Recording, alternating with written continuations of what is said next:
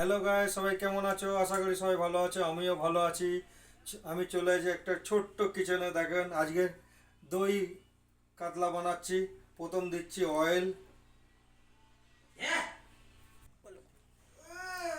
প্রথম মাছ আলুটা ভেজে রেখে দিয়েছি, এখন দিলাম কড়ায় অয়েল। এবার দেবো আদা বাটা, লঙ্কা বাটা, রসুন বাটা, একটুখানি চিলি বাটা দিয়ে একসঙ্গে মিক্স করে নিয়েছি। এবার তেলের মধ্যে আমি ছেড়ে দিচ্ছি, দিয়ে কিছুক্ষণ এটা মিক্স করার পর একটুখানি ভেজে নেব হালকা করে।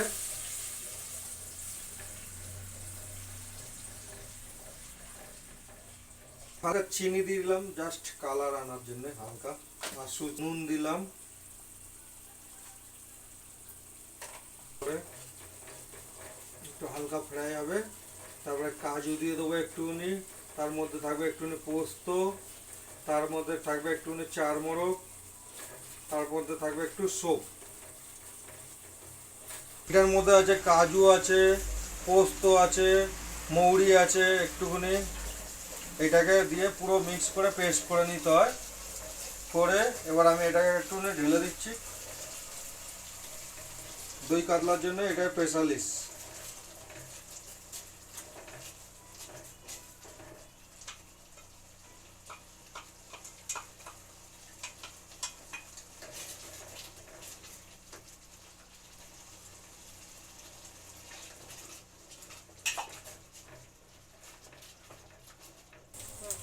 এখন দিয়ে দিলাম অল্প ধনের গুঁড়ো।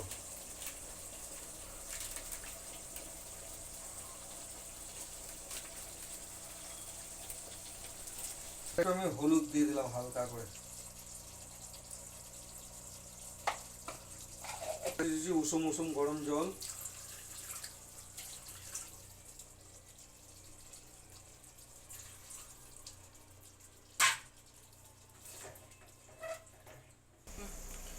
এইটা একটু ভালো মতন ফুটে গেলে তারপরে আমি দইটা দিয়ে মাছটা ছাড়বো। দেখবে হালকার মধ্যে স্লো ফ্রাই করে দেবো, তখন গ্রেভিটা হোয়াইট হোয়াইট টাইপের একটু দেখতে লাগবে।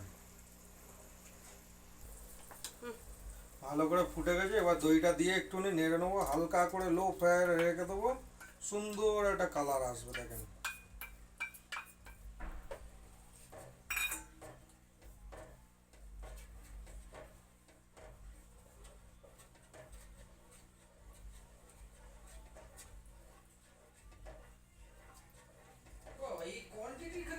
ভালো করে ফুটে গেছে, এবার মাছটা দিয়ে দিলাম ঝোলের মধ্যে হালকা করে।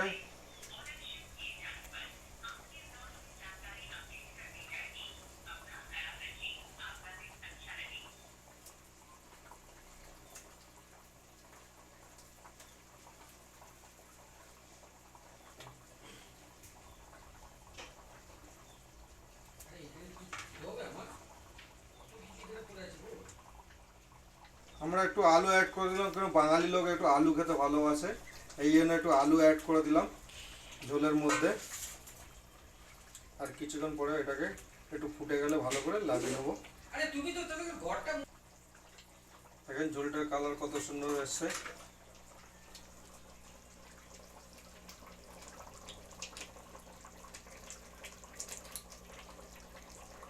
রেডি হয়ে গেছে, আমি গ্যাসটা বন্ধ করে দিচ্ছি। দেখো কত সুন্দর হয়েছে, কত সুন্দর কালার এসছে। দেখো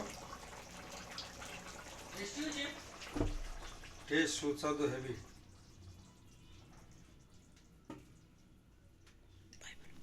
বাই বাই।